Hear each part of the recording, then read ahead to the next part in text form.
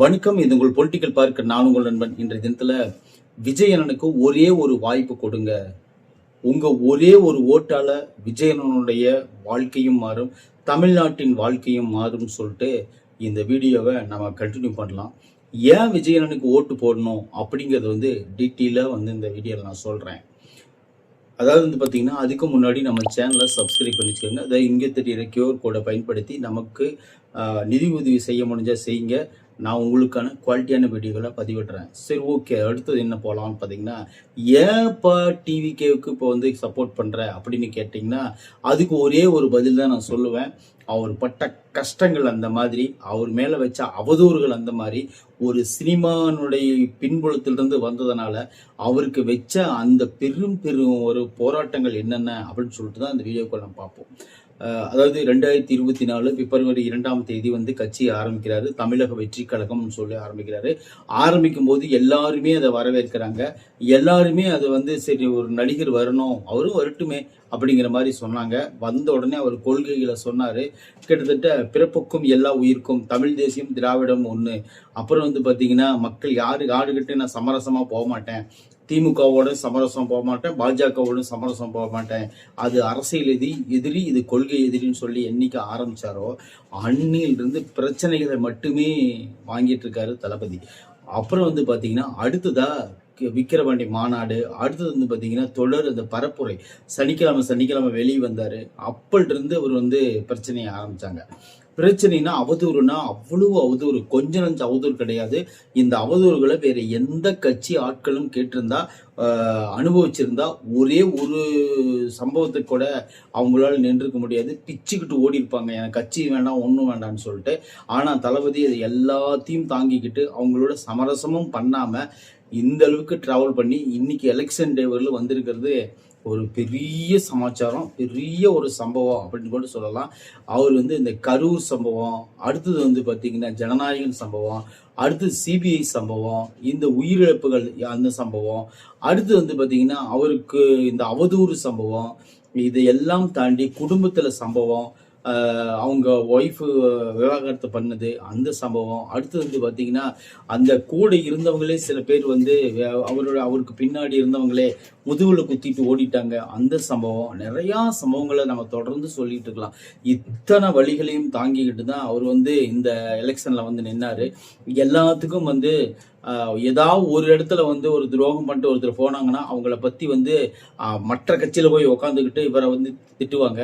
ஆனா இவரு இந்த கட்சியில இருந்து போனவங்களை இதுவரையிலும் வாய் திறந்து கேட்கல. அவங்க அங்க போயிட்டாங்க, யாரையும் பேசவும் விடல. அவர் கூட இருக்கிறவங்களை யாரையுமே போயிட்டு போறாங்க, அவங்கள பத்தி பேசாதீங்கன்னு சொல்லிட்டு சொல்லியிருக்காரு.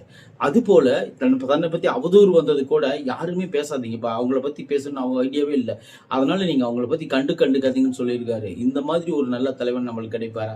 அதனாலதான் நான் சொல்றேன். அடுத்தது என்னன்னு பாத்தீங்கன்னா, இது ஒரு பக்கம் இருந்தாலும் இன்னொரு பக்கம் முக்கியமான ஒரு விஷயம், பெண்களுக்கான ஒரு நல்ல திட்டங்களை விஜய் சார் சொல்லியிருக்காரு. அந்த திட்டங்கள்லாம் உண்மையிலே மேல வந்தா பெண்களுக்கு நல்ல ஒரு ஆப்பர்ச்சுனிட்டி கிடைக்கும். அது பார்த்தீங்கன்னா மாதம் கண்டா 2500 ரூபா மகளிருக்கு கொடுக்குறேன்னு சொல்லியிருக்காரு. அப்புறம் பார்த்தீங்கன்னா எல்லா பஸ்ஸுகளையும், மப்சல் பஸ், அதாவது கவர்மெண்ட் பஸ் எல்லா பஸ்லையும் பெண்களுக்கு எந்த இடத்துல ஏறலாம், எந்த இடத்துலையும் இறங்கலாம், எல்லா இடத்துலையும் ஃப்ரீ அப்படின்னு சொல்லி அறிவிச்சிருக்காரு. அடுத்தது பார்த்தீங்கன்னா நிறைய 6 கேஸ் சிலிண்டர் அறிவிச்சிருக்காரு. தாலிக்கு தங்கம், புடவை, அப்புறம் பார்த்தீங்கன்னா பிறந்த குழந்தைக்கு மோதிரம், அடுத்தது பார்த்தீங்கன்னா நிறைய விஷயங்களை விஜய் அவர்கள் அறிவிச்சிருக்காரு அப்படின்னு சொல்லலாம். ஏன்னு கேட்டிங்கன்னா, இலவசங்கள் இந்த டைம் விஜய் சார் அவங்கள விட அதிகமாக அறிவிச்சிருக்காரு அப்படின்னு சொல்லலாம். பட்டதாரிகளுக்கு 4000, ஐடிஐ டிப்ளமோ படித்தவங்களுக்கு 2500, அப்புறம் பார்த்தீங்கன்னா இளைஞர்களுக்கு மாவட்டத்துக்கு 5000 பேருக்கு அரசு வேலை, இன்னும் நிறைய விஷயங்களை விஜய் சார் அறிவிச்சிருக்காரு அப்படிங்கிறது குறிப்பிடத்தக்கது. சரி, ஓகே. இதெல்லாம் விஜய் சார் நிறைவேற்றுவாரா அப்படின்னு கேட்டிங்கன்னா, டெஃபினட்டா மற்றவங்க எப்படி நிறைவேற்றுவாங்க, மற்றவங்க இத்தனை கடன் வச்சுக்கிட்டு அவங்க எப்படி நிறைவேற்றுவாங்க, அது போலதான் விஜயும் நிறைவேற்றுவாருன்னு சொல்லிட்டு நம்புங்க. அதாவது ஒரு மனுஷனை ஃபர்ஸ்ட் நம்பணும். அவர் இந்த மாதிரி செய்வாரா, செய்ய மாட்டாரா, கரெக்டா எல்லா திட்டங்களும் வந்துருமா அப்படின்னு யோசிக்காதீங்க.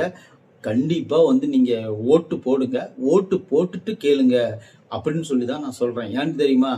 ஒரு மனுஷன் முன்னாடி வர்றதுக்கு முன்னாடியே செய்வாரா, செய்ய மாட்டாரா, நடக்குமா, நடக்காதா அப்படின்னு நினைக்காதீங்க. அது வந்ததுக்கு அப்புறம் செய்யலின்னா தான் நான் போய் கேட்கணும். நான் போய் இந்த மாதிரி நீ சொன்னீங்களே, ஏன் செஞ்சீங்களா அப்படின்னு சொல்லிட்டு கேட்கறதுக்கு நம்மளுக்கு உரிமை நம்மளுக்கு இருக்குது. நாம தான் அதை பயன்படுத்துறது கிடையாது. ஒருவேளை சப்போஸ் நாளைக்கு சிஎம்ஓ ஆயிட்டாருன்னு வச்சுக்கோங்களேன், இந்த திட்டங்களை பாதி நிறைவேற்றி பாதி நிறைவேற்றாம விட்டுட்டாருன்னு வச்சுக்கோங்க, நம்ம கேட்போமா கேட்க மாட்டோமா? நான் இன்னைக்கு சப்போர்ட் பண்ணேன், நீங்க நீ இப்படி பண்றீங்களே அப்படின்னு சொல்லிட்டு நானே கேட்பேன். அது போலதான் ஒவ்வொருத்தரும் தன்னோட ஓட்டு உரிமை அவங்களுக்கு இருக்கு. அவங்க இந்த மாதிரி போய் கேட்கணும். கேட்டோம்னா தான் அவங்களுக்கு தெரியும். ஓகே, அன்னைக்கு நம்ம சொன்னமே செய்யாம விட்டுட்டுமே அப்படிங்கிற ஒரு நிலைப்பாடு அவங்களுக்கு தெரியும் அப்படின்னு சொல்லி தான் இந்த வீடியோ மூலியமா நான் சொல்றேன். அடுத்ததான் இன்னும் நிறைய விஷயங்கள் நான் விஜய் சாரை பத்தி பேசணும்னு நினைச்சேன். அது ஒரு கலங்கடிக்கிறாங்க விஜய் சாரை. அதாவது ரொம்ப ஒரு டவுன் பண்றாங்க விஜய் சாரோட அதாவது அந்த அவர்லாம் இப்படி கஷ்டப்படணுங்கிற அவசியமே அவருக்கு கிடையவே கிடையாது. ஒரு படத்துக்கு 200 கோடி ரூபா வாங்குறாரு. கிட்டத்தட்ட ஒரு 5 படம் நடிச்சுட்டு வீட்டுல படுத்துவங்களாம். இல்லைன்னா அமெரிக்காவோ, ஆஸ்திரேலியாவோ, ஹாங்காங்கோ இந்த மாதிரி இடத்துல ஒரு பெரிய பெரிய நிறுவனங்களை கட்டி, இல்லைன்னா ஒரு சொந்தமா ஒரு இடம் வாங்கி பெருசா ஒரு எல்லாம் வாழலாம். ஒரு நினைச்சபடி வாழலாம். ஆனா அதெல்லாம் எனக்கு எது வேண்டாம், இத்தனை அவதூறுகள் வாங்கினாலும் பரவாயில்ல அப்படின்னு சொல்லிட்டு மக்களுக்காக இது ஒன்று செய்யணும். இத்தனை நாள் நம்மளுக்காக போஸ்ட் ஓட்டினவன், இத்தனை நாள் நம்மளுக்காக ஒரு பேனர் கட்டினவன், இத்தனை நாள் நம்மளுக்காக டிக்கெட் விலை அதிகமாக இருந்தாலும் பரவாயில்ல வாங்கி பார்த்தவன், இவங்களுக்கு எல்லாத்துக்கும் நம்ம ஏதோ ஒன்று செய்யணும்னு சொல்லிட்டு உள்ள வந்தார் பார்த்தீங்களா? அதுதான் இங்கே இருக்கிற மக்களுக்கெல்லாம் பிடிக்கல. டிரைவர் பையனுக்கு சீட்டு கொடுத்தது கூட இங்கே கமெண்ட் பண்ணுறானுங்க. ஜனநாயகன் படத்தை ரிலீஸ் பண்ணது விஜய் தான் சொல்லி கமெண்ட் பண்ணுறானுங்க. இந்த மாதிரி ஆளுங்களை வச்சுக்கிட்டு நீங்கள் என்ன சொல்லுவீங்க? இதெல்லாம் அவதூறுகள் தான். ஜனநாயகன் படத்தை அவர் ஏன் ரிலீஸ் பண்ணணும்? நேற்று தினத்தில் அதனோட நியூஸ் வந்துச்சு பார்த்தீங்களா? அங்கே இருக்கிற எடிட்டரும் இன்னொரு சாஃப்ட்வேர் இன்ஜினியரும் சேர்ந்து தான் அந்த படத்தை ரிலீஸ் பண்ணிக்கிறாங்க. பல கோடி ரூபா கை மாறி இருக்கு. அவங்கள பிடிச்சு விசாரிச்சதுல நான் தான் பண்ணேன்னு சொல்லிட்டு அவன் போய் உடம்பு சரியில்லைன்னு படுத்துக்கிட்டார். அவர் அந்த படத்தை ரிலீஸ் பண்ணவர். இந்த மாதிரி ஒரு சூழல்ல விஜய் சார் மேல எத்தனை அவதூறுகள் போட்டாங்க பார்த்தீங்களா? இத்தனை அவதூறுகளையும் விஜய் சார் தாண்டி நம்மளுக்காக வந்திருக்காரு. இந்த பரப்புரையில கூட நிறைய இடங்கள்ல சம்பவம் பண்ணலாம்னு சொல்லிட்டு வெயிட் பண்ணிட்டு இருந்தாங்க. ஆனா நாங்க இருந்தாலும் ஒவ்வொரு பரப்புரையும் 6 மணிக்கு முன்னாடியே முடிச்சுக்கிட்டு இருந்தனால அந்த சம்பவங்கள் இருந்து நாங்க தப்பிச்சுக்கிட்டோம் அப்படின்னு சொல்லி கூட தொடர்ந்து நம்ம பேட்டி கொடுத்தாங்க. நீங்க பார்த்துருப்பீங்க. ஆதவர்ஜுனா, நிர்மல்குமார் எல்லாருமே. அதாவது நான் என்ன சொல்றேன்னா, ஒரு வேட்பாளரை பார்த்து நீங்க ஓட்டு போடாதீங்க. விஜய் அண்ணனை பார்த்து ஓட்டு போடுங்க. வேட்பாளர் நம்மளுக்கு முக்கியமே கிடையாது. வேட்பாளர் யாருன்னே நம்மளுக்கு தெரியாது. அவன் நல்லவனோ கெட்டவனோ, அவன் பண்ணுவான் பண்ண மாட்டான், அதெல்லாம் நம்மளுக்கு தேவையில்லை. நீங்க விஜய் அண்ணனுக்காக ஓட்டு போடுங்க. அவ்வளவுதான் சொல்லுவேன். 234 தொகுதியிலும் விஜய் அண்ணன் முகம் மட்டும்தான் பிராண்டு. நீங்க வேற யாரையும் நீங்க பார்த்துக்கிட்டு இருந்தீங்கன்னா கண்டிப்பா இது செட் ஆகாது. நீங்க விஜய் சாருடைய முகம் மட்டும்தான் உங்களுக்கு தெரியணும். அப்பதான் விஜய் சார் மேல ஒரு நம்பிக்கை வரும். பெண்களை பத்தி கவலையே கிடையாது. பெண்கள் ஒரு வாட்டி முடிவெடுத்துட்டாங்கன்னா அவங்க மாறவே மாட்டாங்க. ஆனா ஆண்கள் அப்படி கிடையாது. டக்குன்னு என்ன பண்ணுவாங்க பாத்தீங்கன்னா, நிறைய சமாச்சாரங்கள் அவங்களுக்கு ப்ளஸ்ஸாக தெரியும். அதெல்லாம் பார்த்துட்டு டக்குன்னு மாறுறதுக்கு வாய்ப்பு இருக்கு.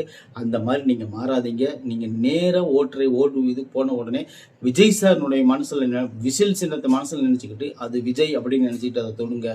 அதை தொட்டிங்கன்னா டெஃபினட்டா நம்ம இந்த மாற்றத்தை நம்ம பார்க்கலாம் இந்த சூழல்ல அப்படின்னு சொல்லி தான் இந்த வீடியோவை நான் இதோட முடிச்சுக்கிறேன். தயவு செய்து விஜயன் அவர்களுக்கு ஒரு வாய்ப்பு கொடுங்க அப்படின்னு சொல்லி நம்ம பொலிட்டிக்கல் பார்க் சார்பா நான் கேட்டுக்கிறேன். நன்றி, வணக்கம்.